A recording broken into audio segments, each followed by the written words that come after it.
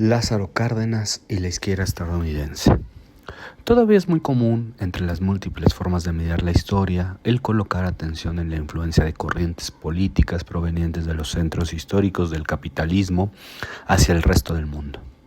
Es preciso comenzar a pluralizar la concepción de estos procesos, al menos para colocarlos como lo que en verdad fueron, intercambios de ida y vuelta. Algo se ha avanzado con la presencia de la revolución china o cubana en las izquierdas europeas y estadounidenses. Pero el eurocentrismo y ahora también el americanismo sigue ordenando la mayor parte de los mapas conceptuales. Para el caso de México falta trazar este trayecto en episodios como por ejemplo el vínculo entre el Partido Comunista Mexicano y el de los Estados Unidos, especialmente durante el cardenismo, proceso coincidente con el New Deal del país vecino. Es preciso recordar que Hernán Laborde estuvo en el Congreso de la Organización Hermana en 1937, sesión que también presenció Alfonso Reyes como enviado del general Lázaro Cárdenas. Además, el Machete, prensa comunista del momento, tuvo durante algunos meses páginas en inglés, y ante la perspectiva de la guerra en Europa, el propio Laborde propuso que los comunistas impulsaran un tratado de libre comercio entre ambas naciones.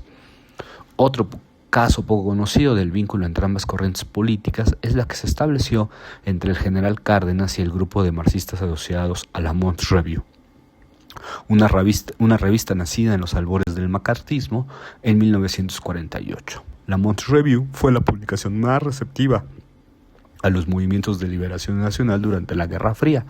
Siguió por igual las revoluciones triunfantes en China y Cuba que los movimientos guerrilleros en Guatemala, Perú o África. La presencia de Cárdenas en las páginas de Mont Review se remonta a la entrevista que le hiciera Harvey Connor en 1961.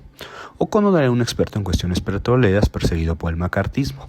Se le reconocía su posición socialista y desde mediados de la década de 1950, Narciso Balcells había promovido la traducción de sus obras, en el marco de las contrarreformas que atentaban contra el proceso de la nacionalización. En la misma edición de Mont Review se incluyó una misiva que el general mexicano dirigió a Naciones Unidas en apoyo a la Revolución Cubana. En los siguientes años la revista contaría con pocas plumas mexicanas, pero algunas de ellas fueron las de Carlos Fuentes y Alonso Aguilar Monteverde. Un artículo firmado por Leo Huberman y Paul Suessy daría cuenta de la fundación del Movimiento de Liberación Nacional y de la Central Campesina Independiente como hechos importantes en la vida política mexicana. Pero fue en 1962 cuando el economista marxista y editor de la revista, Paul Suessy, viajó a México y se encontró con Cárdenas.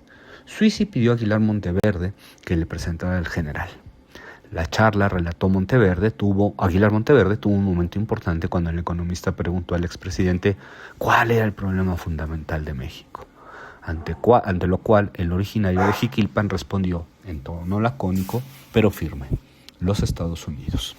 De ese encuentro, Suessy redactará un muy bello y sentido opúsculo titulado Un gran americano, que apareció primero en la revista Política que dirigía Manuel Marco Pardiñas y posteriormente en inglés en la Mont Review.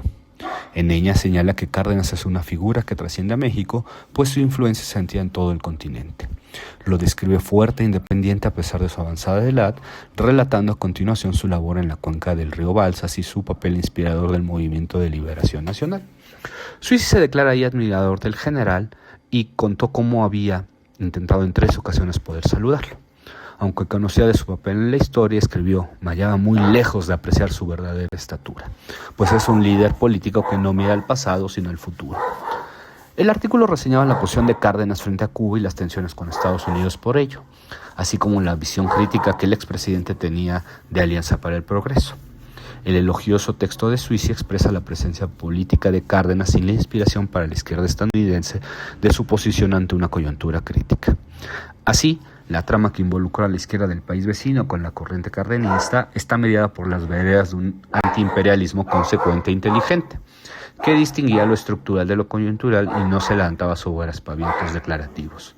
Lo más importante es que reclamaba una posición política que es necesaria en ambos lados de la frontera.